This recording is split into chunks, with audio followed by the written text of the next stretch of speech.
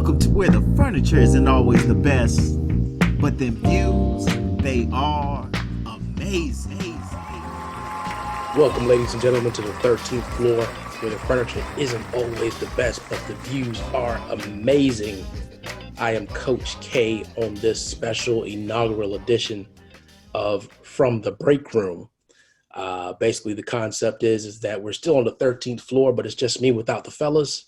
And I'm here in the break room on the 13th floor, where we break from all conventional thoughts, all conventional thinking, and we break those behaviors and habits that just don't benefit us. So I'm asking you all to bear with me. One, I'm under the weather. Two, it's kind of weird just looking at just myself and not seeing all the guys on, but we'll get through this together. So without moving any further, I would be out of line if we didn't acknowledge the passing of Kobe Bryant, his daughter, and the other seven passengers on the helicopter this past week. It's funny to watch people's reaction and to see things come out about Kobe that are things from the past. But what's interesting is that when you think about it, there's so many other things that have gone on that, and we still can continue to celebrate people and institutions despite what may have happened. And I promise you that that's something that we don't fail to acknowledge. We know nobody's perfect. And time has gone past. For instance, it's just funny just hearing people say, "Oh, you shouldn't mourn a rapist," or "We shouldn't celebrate this rapist." And really and truly, if you go back and look, I know we've got listeners and viewers from all race, creed, and colors, but at the end of the day, we live in a country, unless you're listening to this outside of the United States, we live in a country that owned slaves, and slave masters raped slaves. And this was for years, both male and female. Yet we still celebrate the independence of this country and the founding of this country every single year. We have the Catholic Church, a global institution that has a history of sexually harassing little boys. Yet people still go to church every Sunday.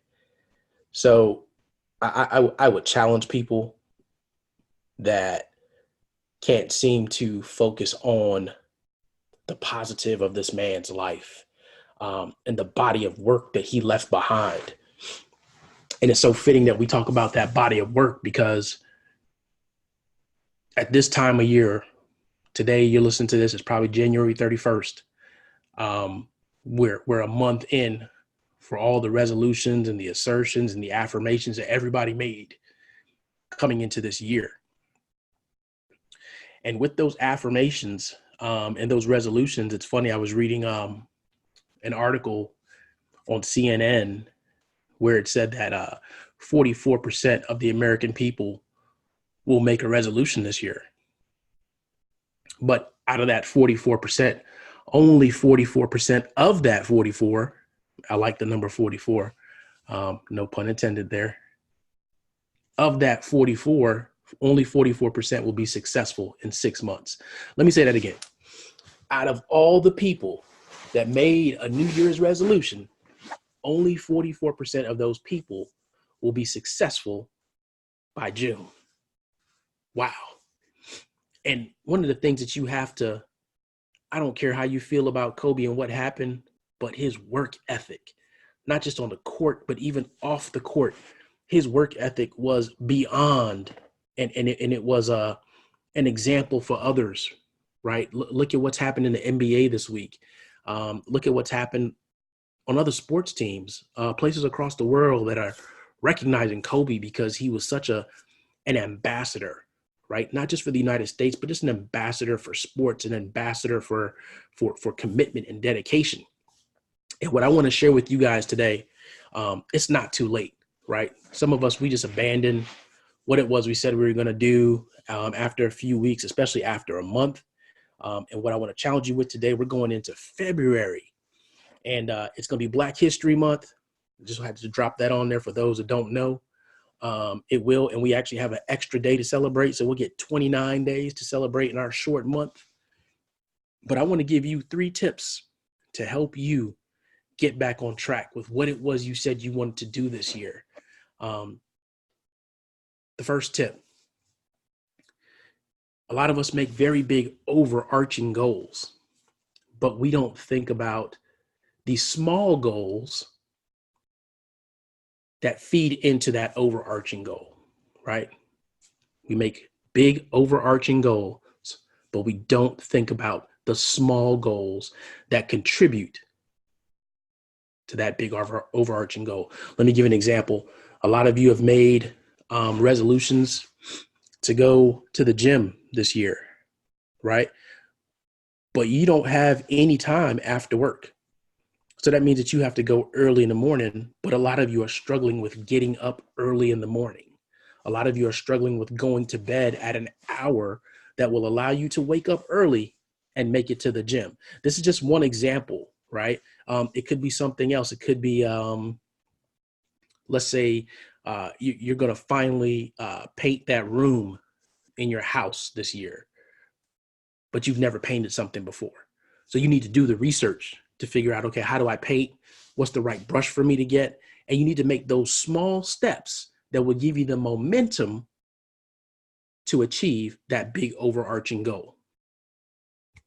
Let's go on to number 2. Number 2, you need to stop seeking permission to do, or you need to stop seeking validation on how you have done, right? A lot of us, we set out to do these things, and we put these things on social media, and we want people to cheer us on, when at the end of the day, you need to be your biggest cheerleader, right?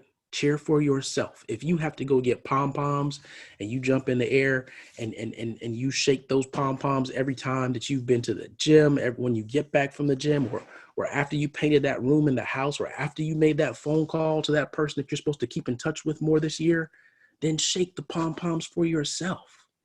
In your plan, build in your celebration points, right? So when I've been to the gym 7 days in a row or 8 days in a row, I am going to have a celebration. Now, don't derail your fitness goal or whatever the goal is and do too much. Definitely be in line, and make sure that you give yourself some props, right? So here we go with number 3. Number 3 is you need to get yourself a community. And while I'm talking about that, man, shout out to uh, my brother Antonio, who listens to every single episode and repost all of our things. Shout out to Regina, who hit me up this week and said that she watched one of our episodes. And you too can watch our episodes and listen and give us feedback. We love comments. You can find us on SoundCloud, Google Play, YouTube, Facebook, IG. You can listen to us on Google Play. I think I may have said that one already. Sorry, I don't have my fellows here keeping me in track. And of course, you can listen to us in the iTunes store. So absolutely, look, we want to hear your thoughts, your opinions, your reviews. But let me get back to what I was saying. You need to find a community that will support you. People that, and whew, man, this one right here. Look, listen. Sometimes we get around people that are at the same level that we are at, and we're trying to reach to a new level. And those people that they're going to be there for us, but they don't really know the answer either, right? So I'm not telling you not to put those people in your circle, in your environment, in your tribe, but what you will have to do, you will have to have 1 or 2 or 3 people that are your go-to when you really want that extra push, because you need somebody that can help you break through, right? We all want to break through, but you can't get a breakthrough from somebody that's never broken through, right? Let me say it again. We all want a breakthrough, but you can't get advice and learn how to do it from somebody that has never broken through. Now, there are exceptions where you may discover together and do it. My recommendation to you would be, don't get people that are strong at the same thing that you're strong at, right? Get people that have different skill sets, that are strong in things that you're not. And if you want to grow together, that's how you're going to do it, right? Shout out to my MMG mastermind group. But yeah, you definitely want to surround yourself with the right environment. So those were 3 things I just gave you, right? And that was real quick. These episodes from the break room are just going to be real short, right? I want them to just be short, impactful, and help you move on with your day and achieving your goals, right? So number 1, make smaller goals that will contribute to your overarching goal. Number 2, don't seek validation or support from others. You be your biggest cheerleader, be your biggest support. And number three was to go out there and find a supportive environment, a group. As a matter of fact, the next episode when I'm back with the fellas, so next week when you tune in, we'll be talking about environment and the different ways that we try to improve our environment, right? Both physically, socially, mentally. We'll talk about that next week. But absolutely, I want to thank you all for being here on the first live from the break room on the 13th floor, where, as you know, when we break, according to Uncle Bernie. Man, another person is gone, Uncle Bernie. But excuse me. Definitely continue to tune in. Let us know how you like this episode. Let us know what you want to talk about. Just you one-on-one with Coach K. We can definitely take some requests. I'll try my best to bring you something that can help you out. And definitely listen to all the episodes. Look, this is going to be episode 136. Whoa. There are 135 episodes before this one. And listen, there are nuggets and jewels for you out there. It doesn't matter what you do. You will find something that speaks to you here on the 13th floor, and definitely live from the break room. Right. And I'm saying live, even though it's recorded. Y'all will have to excuse me. I'll figure this thing out, these solo casts. But look, thank you for joining us here on the 13th floor, where the furniture isn't always the best and the views are amazing. And definitely thank you for breaking those habits, those links to people that don't serve you. Let's go out there and form new bonds. Let's go out and find things that are going to enrich our lives.